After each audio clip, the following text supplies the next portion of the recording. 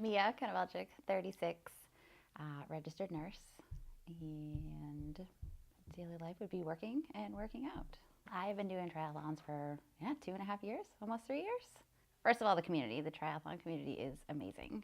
I thought the running community was really supportive, but the triathlon community definitely puts that to shame. It makes you look at things differently. Triathlon makes you, I don't know, kind of dig deeper into yourself. And I was not a swimmer at all when I first started. I actually took lessons with Colin and couldn't swim to the other end of the lane. I told him I was going to take a little kid swim lesson when I left there. I have made a ton of improvements since I first started. I was a sporadic runner at best before I met Colin, and now hopefully, fingers crossed, we will be going after a full Ironman this year. I tell everybody all the time, they're like, Colin Cook is your coach? I'm like, yes. And they were like, how did you rise up to his level? I said, I didn't. I made him come to mine. So, yeah, no, it's been great. It's been great. I think there has to be open communication between an athlete and a client, or it doesn't work. Colin is very responsive. I never have to wait long for a response. If it's not something that's immediate, I can just send an email and I know he'll get back to me as soon as he's free. But if it's something I need answered right away, I just shoot a text and the response is pretty much right there.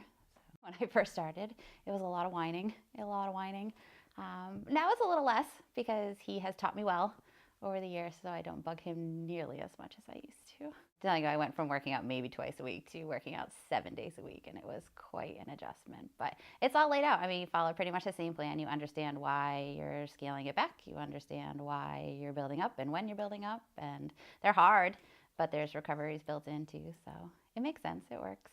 Do I feel like I ramped up too quickly? No. It's been, I personally don't think I ramped up too quickly. I wanted to do a full Ironman last year, but that didn't happen. But I was also injured, so it took a while to understand why we were doing what we were doing and why we had to scale it back so much in the off season when I'm like, I want to work out. And you're like, well, you need to run slower. That was also an adjustment too. It was always slow it down. But I think you come into this and you're like, I want to get better.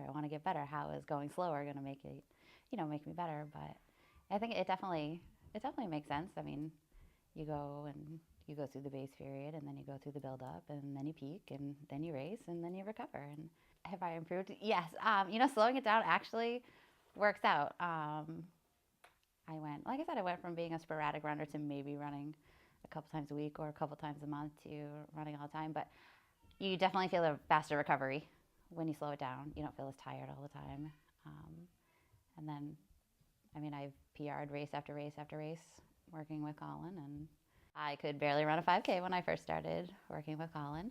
So we've done 5K, we've done 10Ks, we've done 3 standalone half marathons, just did my first full marathon, and we've started with a sprint triathlon. And it was supposed to be one and done. I hired Colin just to get me through one sprint triathlon, and that was it. Cross it off the bucket list, I'm done. And he said, how about we do an Olympic later in the fall? And I was like, how about no? And we ended up doing 2 sprints, 2 Olympics that season, and done 3 half Ironmans. Between my first and second half Ironmans, I took an hour off my time. So I was pretty happy with that. And I was dead on even with my second and third. And I learned how to swim in the ocean, so I was very happy about that. Yes, I think there is the mental aspect of triathlon, I think, is just as important, if not more important, than the physical part of it. They always say your body doesn't go where your mind doesn't take you. You don't. If you give up early on, it's a long day. And trust me, I have given up early on in a race, and it is a long way to that finish line when you just don't want to be out there anymore. But you just push through. And I think, honestly, having Colin as a coach has definitely taught me a lot and definitely taught me how to dig deep and keep going. I hear his voice when I'm racing, and sometimes it's really annoying, but it works. Colin has been pretty amazing when it comes to my nutrition, because as he says, I am not the typical client when it comes to race nutrition. My nutrition plan varies. It's a little bit different than other people where I can't just rely on gels or the straightforward fueling plan. I have to have a slow-acting fuel and a long-acting fuel. So it took a long time for us to work through that, but he was there step by step, always, okay, let's try this. And he's the first to call me out when I don't follow my fueling plan. And I'm like, oh, that workout was terrible. And he's like, well, did you take salt? Did you fuel? I'm like, no. I mean, not being at, in the front of the pack, I have no desire to be at that level. I like to go out there and have fun and make friends on the course. And I was super intimidated to hire a coach because I thought coaches were just for the elite level athletes, just those people that are, placing or going to make the podium or going to go to Kona, and that is never going to be me. But unless it's a legacy program, but probably not even then.